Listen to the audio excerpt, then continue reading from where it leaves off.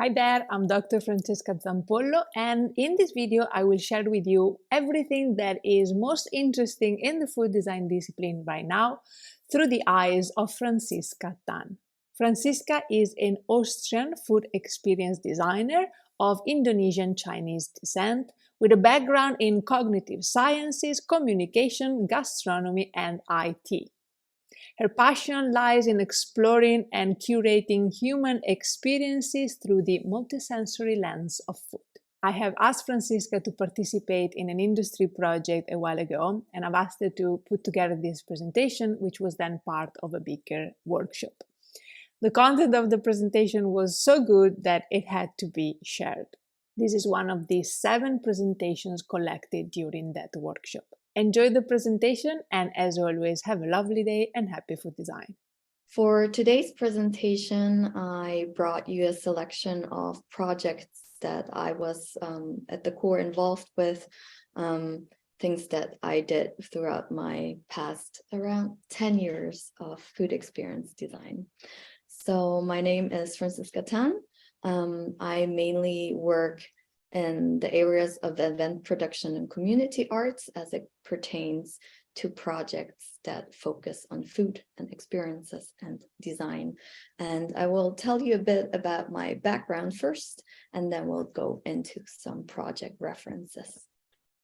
So as you already heard in the introduction of the short bio, I have a background in actually media technology. So I have an engineer for visualizations, programming, animations, all those aspects that made me refrain into a world where I was stuck in front of a laptop most of the time, which also kind of confronted me with the reality that I wanted to go more into communications and interaction. Something that I was missing a lot was just like that interplay. And that's why I added a bachelor's in communication, where I found a passion for technology society, basically. And furthermore, I topped it up with going into research because I realized there is a big curiosity for me to look at things as a generalist and see what are the assets from different disciplines.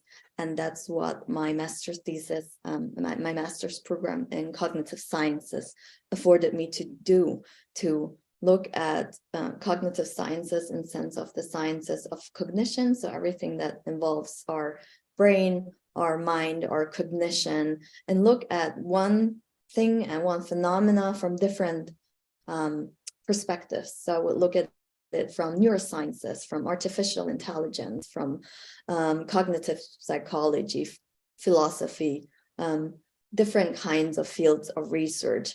And this is also what inspired me to eventually go towards food, because I was lucky enough to have a research network who eventually encouraged me to pick up food as a topic as well. So when seeing those like 3 buzzwords like IT, communication, and cognitive sciences, it is usually the first questions like, what made me go into food? And basically it's a very simple answer. It's this. It's my inner child. So I think from very early on, I found a certain fascination with textures and food. It's like the way I grew up, food security was an issue. And I just realized that food was something that could be a struggle, but at the same time, it was also a kind of safe space. I found a place where food would be a bit of a food meditation, like playing around with it, making the most out of it. So it was a challenge and something that accompanied me through the years, and something that kept on popping back into my life, no matter whether I did IT, whether I went into communications and journalism, or whether I went into research and cognitive sciences, trying to understand what we do and how we do stuff. So this is kind of something that I think will also maybe resonate with you. So in the following, I'm gonna lead you through project references that I can sum up in like a keyword. So the first thing, quite early on when I started food experience design, was realizing the potential of food in an aesthetical manner. So around that time, I was starting this photo collection that was literally depicting food on the street. It's a collection called like Not Street Food. At the same time, I was doing interviews with journalists who were also questioning me towards my concepts of developing a street food festival around that time. And in a way, it was my humoristic way to also question and spark discussions about like how something that is food all of a sudden becomes something that is waste. This one was a glass of pickled cucumbers in front of, I think it was like in front of my house even. This is a coffee cart that lost all its coffee grounds. You see at the footprint and the little like cigarette stump there, like the size of what has been left there. And this one is very pleasingly melting ice popsicle on a staircase in Zurich. So what this kind of photo collections sums up for me as the possibility to use food as material to spark discussions, to realize that there is an aesthetical value to it. And in this specific case, it was just like this question of like how something that is food becomes something that is waste. The next category could be summarized as data and stories. This one is a collaboration that I was doing with Data Cuisine.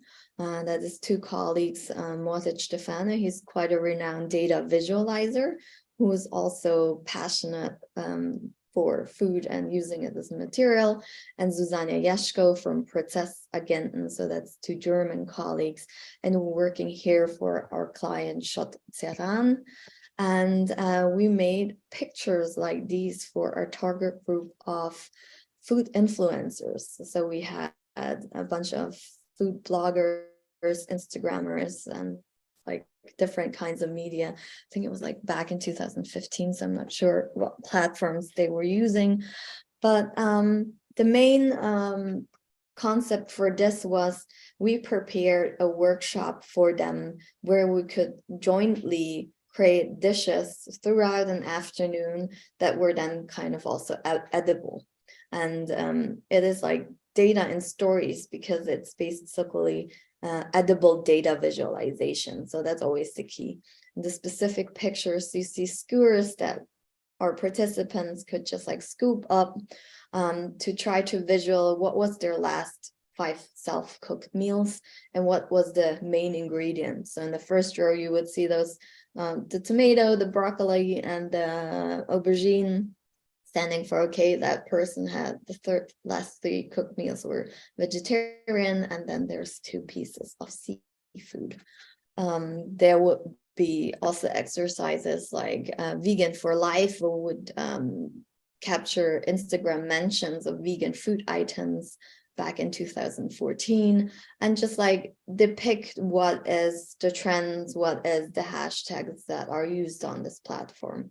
So that was very interesting to kind of capture something that is data, but make it edible, make it engaging, playful.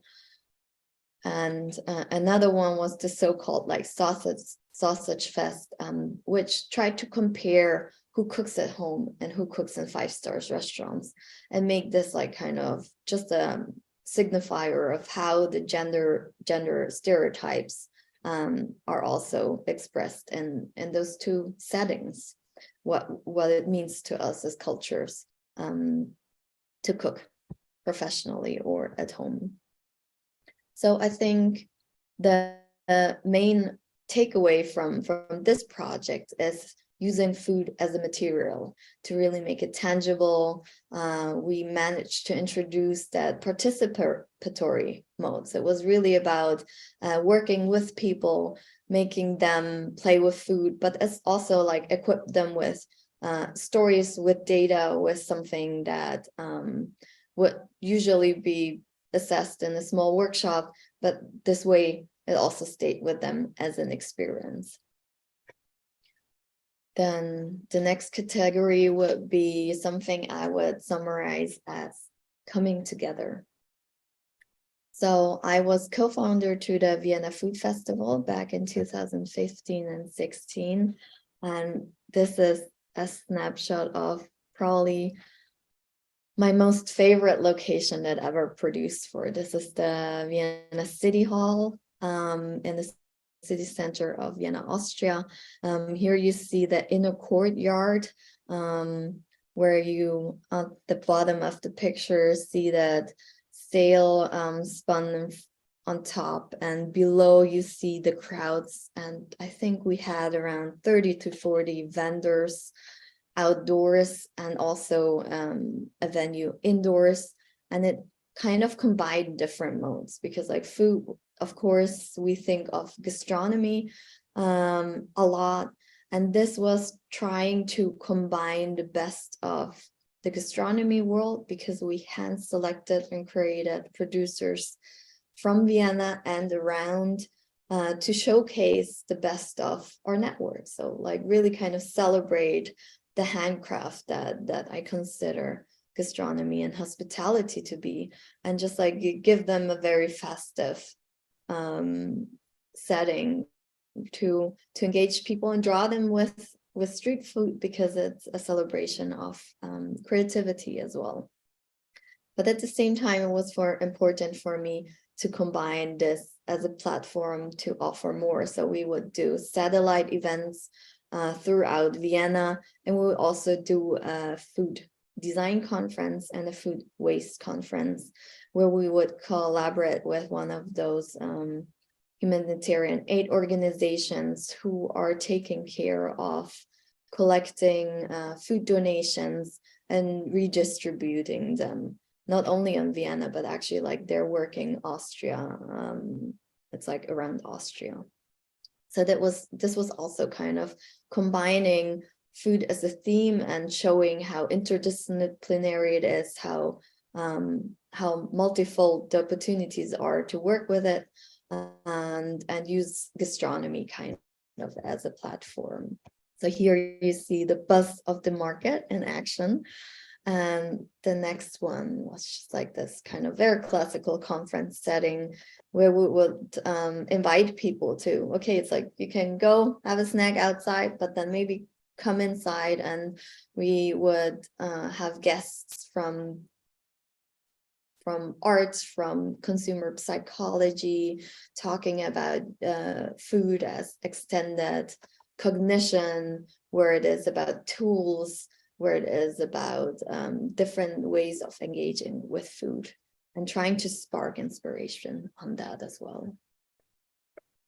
So this one I would summarize as food as a platform, showcasing the best of gastronomy, and creating a platform to showcase the diversity of food. Then I'm also introducing two projects on community. The first one is basically the team that I was leading back in 2016 to 18. So this is a picture of my team, where I led a social business restaurant. It was set up in a way that it was a job market political project, and it was mainly about working with target groups from different areas that would be long-term unemployed. So like people who have a tough time getting reintegrated into the job market, people 50 plus, so the same issue because of their age. It would be target groups who have language barriers because they have a status as refugees, and we were able like to take them in and work with food as a kind of material that also bridges a lot of language barriers.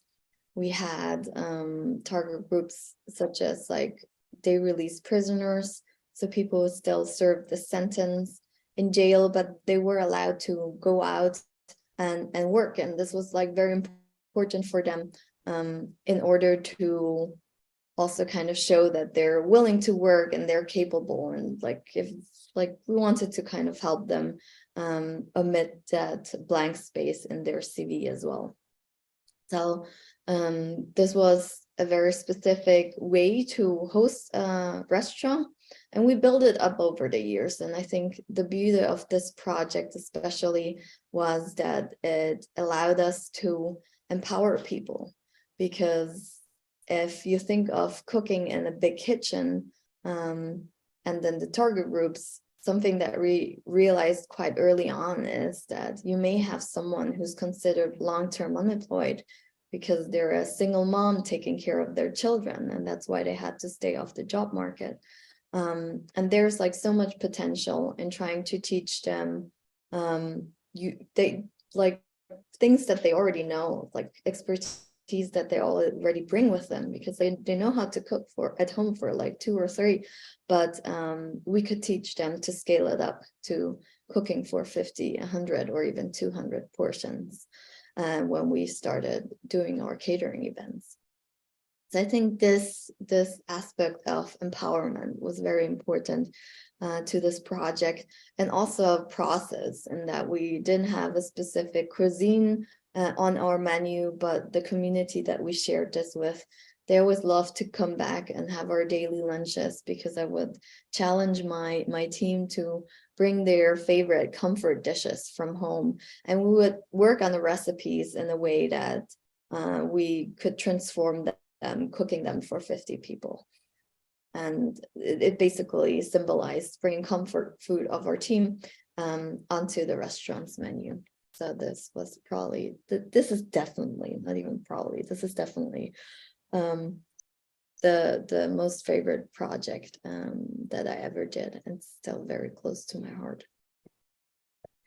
And here you basically see that like the vibe of like, it is about sharing food, it is about the community, and you would like see that people and our guests would enjoy coming back, because they accompanied us as a team and as a project, and there's much more behind the food than just the actual dish. And that's an insight from one of our events as well. And then another project that I also thought about when I was thinking about the sense of community and sharing is this family camp in France that I worked with. I think it was like 2020, which is Sansa Family Serve, where we took up the concept of family dinners. Basically, it was really having the luxury to create a space where there's a surf camp that is specifically targeted at families, and try to create a surrounding where people kind of feel welcomed and safe, and have these shared meals together, because it is a very specific target group. If you would usually go camping, it would be quite a big struggle to do that with your small toddlers or children. And this was a setting where we were able to explore this challenge and make the most of it. And I think it was one of my favorite food and beverage gigs that I did. So these examples, as already discussed, really symbolize for me that perspective of empowering through food, and the ability to overcome barriers of language, of culture, of identity. So it's these examples of like, yes, working in a restaurant that was a social business allowed me to work with refugees who have little language skills, but if you cook together daily, you have like the food vocabulary just like jumps high so quickly, and it's just like a very fascinating and privileged experience to witness how you grow together as a team, and how this learning by doing teaches you, and how you find appreciation for each other's like culture and identity if you share your meals. I think it's just like there was like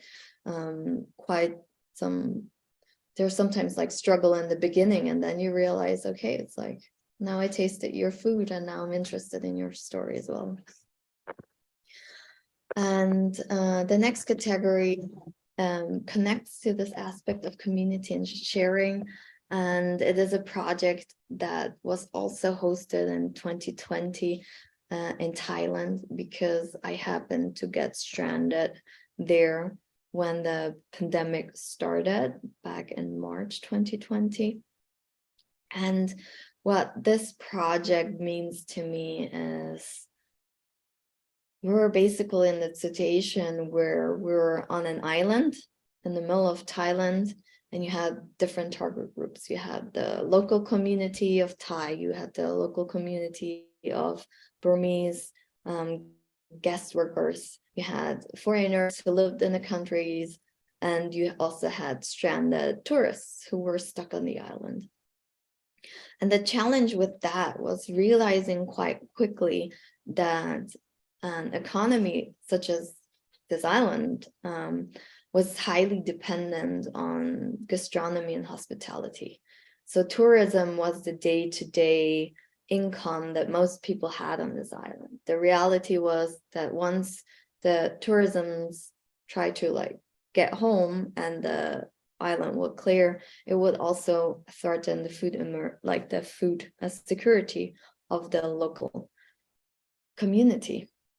Because with the reality of food emergency provisions from outside help, it usually means you get rice, you get oil, maybe you get a few fresh eggs, but one thing that lacks always is fresh vitamins, vegetable, nutritious, kind of fresh produce. That is the stuff that usually misses in those like emergency moments. And this basically inspired the local government to rededicate some of their funding to try find ways to collaborate with the local community. And we got a field and close to the city center where we were able to build a community garden. It included a compost garden, permaculture system, and basically you had a bunch of strangers just like getting their sleeves rolled up and preparing those plant beds that we set up from scratch. We did a lot of mistakes, and it was quite a process, but the beauty of what you see and all of these hands, the joyful hands in these pictures, as bushes of morning glory. And it is one of these vegetables who have that asset of only needing 21 days from seeding to harvesting. So this was the great potential to do something about the situation that we were in. It was not only about the food itself, it was about the process, it was about the experience of trying to design workshops where we could teach each other without actually also accounting for the language barrier. So it's like we would do learning by doing, we would engage each other in a time where we were really not sure about what's happening with the pandemic and how would this continue. It was a very empowering experience to also share this with these different communities who most of the time didn't come together as easily, and really just like doing something together. So that was a very precious project as well. And I think my lessons learned from that were really just keywords of like sharing is caring, and like learning by doing, and the empowerment of creating these opportunities to do something rather than just like to wait for outside help. Then the next section I summed up as projects that use food in a more innovative way. And this one, for example, is a picture of me at the MTF Labs Aveiro in 2021. This is a big global network of artists, researchers, practitioners, technologists, musicians as well. They would like come together for labs. And in this picture, it shows how I wear a mobile EEG device. And what I'm putting in my mouth and tasting at the moment, that's salicornia that we were foraging in the local salinas, so the salt flats. Salicornia is that samphire. It's like a crunchy green vegetable that grows close to salty marshes. So like they're very rich in that. And what you don't see, like in the like behind me, there would be a big screen where would actually visual my brain perception of this flavor experience. So this was a very interesting way to kind of visual the things that we are processing. And we would also showcase different a few different kind of setups, and this was just like an inspiration session that combined brainwaves and food. And then another performance that I did a year later, that's actually last October. The Taste of Aveiro was a food art performance at the Aveiro Tech Week, also a project in Portugal. And what we're doing there was basically showcasing a set table full of ingredients that we foraged in the surrounding. And we would form a piece where we would go into basically trying to capture all our senses and raise more awareness for what happens when we don't only focus on the visuals and the sound, because like usually it's like food and like music and technology. They would go into that focus. And with this performance, we were basically inviting people to explore this table, explore the ingredients with all their senses. We would cook it up, and the fumes of this performance would go through the studio, and people were immersed in that setting. And we would also have the sound of the sizzle and everything that was going on, the clanging of the glasses, vertebrae through the performance. So this was a really nice way to try to talk about ecosystems and describe how we would imagine the taste and the smell and the senses that are involved when we think of this place, this like the city of Aveiro. And then another project. So this one is actually a picture of ice sphere. Because I was also working as a knowledge facilitator for a company that's called Science Center Network. And what we basically do there is use science and a playful attitude to work with children. It is a setup where we, for example, realize there is so much opportunity to working with, for example, it's like if you have baking soda and you use vinegar, and then you realize this is the physics basics, that these two ingredients create carbon dioxide, and you can experiment with these things and express to kids and try to explore by learning, by doing, how we can understand climate change nowadays.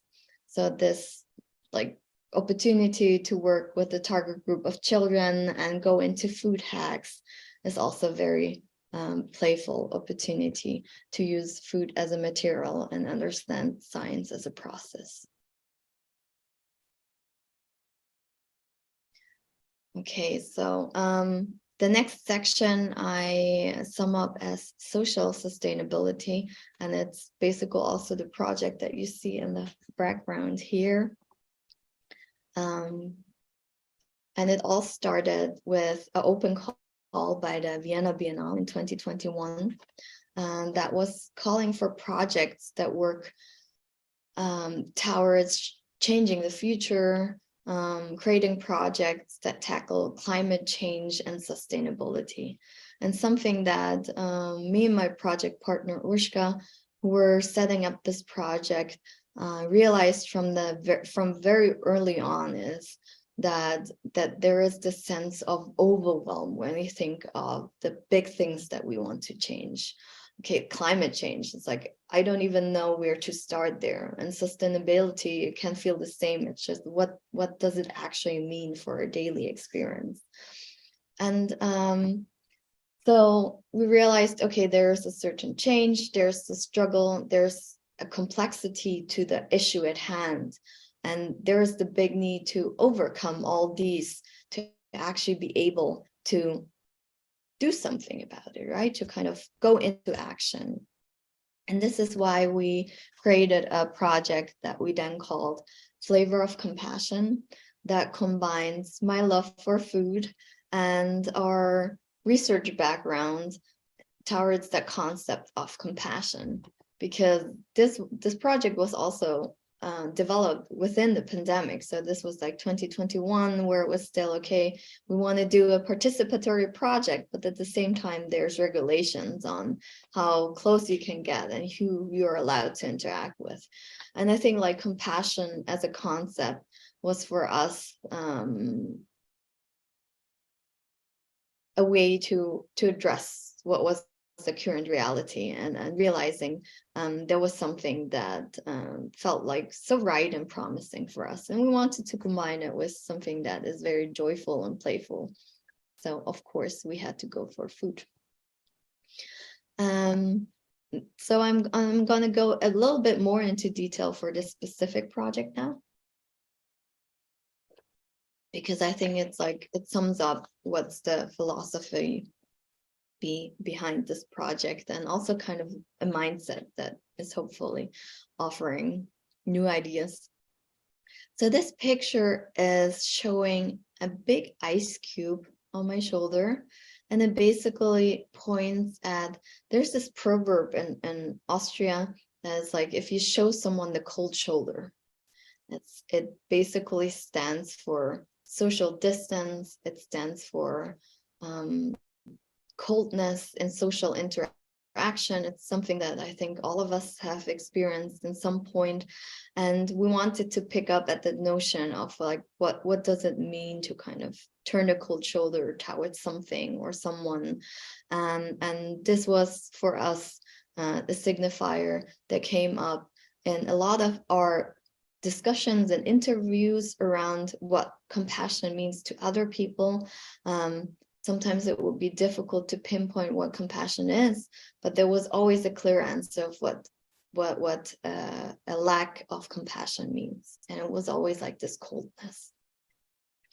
So we decided to do something about that and try to break it down and make it more playful by creating ice cream. Something that would allow us to mold with that material and also make it more playful, make it more everyday life experience. And we used this project to go into public spaces, invite people to exchange, to discuss. We would have different formats of small interventions where people could like engage in activities. We would have playing cards, discussion cards. We had work word exercises where we would be talking about food and proverbs and cultures and different languages. So there would be different setups for this project. And what I liked so much about this one was that it felt so intergenerational. So we would have discussions with people who would share their experiences of food and their anecdotes of what kind of associations they have with food and compassion. And you also see me holding a kitchen torch actually in this picture in the middle. And this was also kind of reaching out to all target groups when we invite participants to go with us through a guided meditation that would then invite them to melt this social coldness embodied in these ice creams, and just like go through this experience with us. So it was a very nice and engaging project to also travel throughout Vienna and through other countries. What was a take along from this project for me personally was this important difference between empathy and compassion. Empathy is this notion of, sometimes it's described as putting yourself into the shoes of others. So it's this feeling. And when you look at the research and when you look at the different kind of definitions, compassion can be translated as empathy in action. It actually allows you to do something about that. And I think with most of the food design projects that I do, I really want to get into that mode of engaging and really transforming something into action, and not just sparking an emotion and like leaving it there, but really just like trying to make it tangible, graspable, and bring it to the ground and transform it into something that is more like an action. The project was then also kind of continued because so basically it doesn't have an end yet. It traveled to the New European Bauhaus Festival in Brussels last year. This festival is an initiative by the European Union connected to the Green Deal, and we also had our workshops in public spaces around the city, different locations.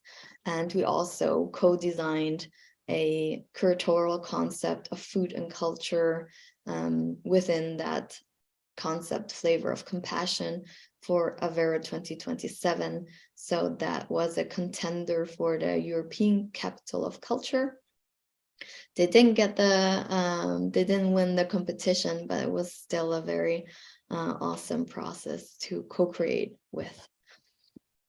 And I think what it made me realize throughout the process that for me, sustainability has a strong core of resonating with the aspect of social sustainability. That compassion was a way for us to engage with different people and what's their experiences, what's their language, what's their culture, and just discuss about how it matters how we treat ourselves and others. And there were a lot of lessons learned there as well. And I think what this also showcases is that what it is about designing beyond the product. It is designing with experiences. It's about going the kind of like extra mile. And so what you were hearing up to now, it's like different examples of like when we talk about human experiences with a restaurant, like the social business restaurant that I was directing. It was guiding through daily experiences and challenges. It was about culture and identity, where we had the possibility to include these in our practice.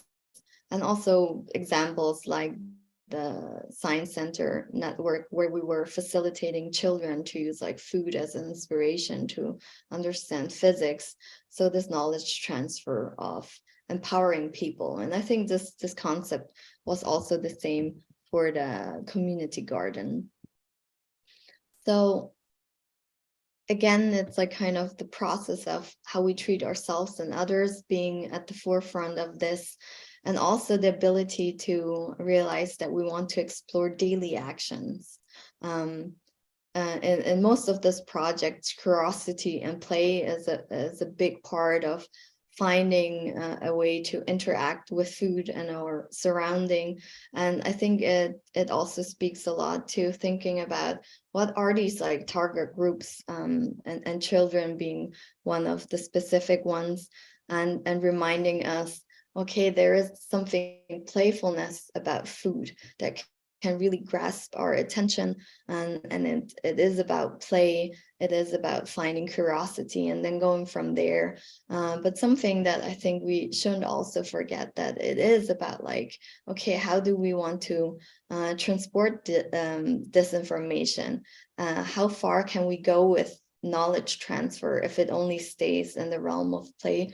Or can we also kind of extend and realize that once we grow older, we remain being these like inner children that like stay with this curiosity and play, and we observe each other and we share experiences and we try to guess and we wonder together, and to also remind ourselves that it is about these inner children that we as adults also have in ourselves, to think along when we think of designing food experiences. So I think I would like to wrap up with one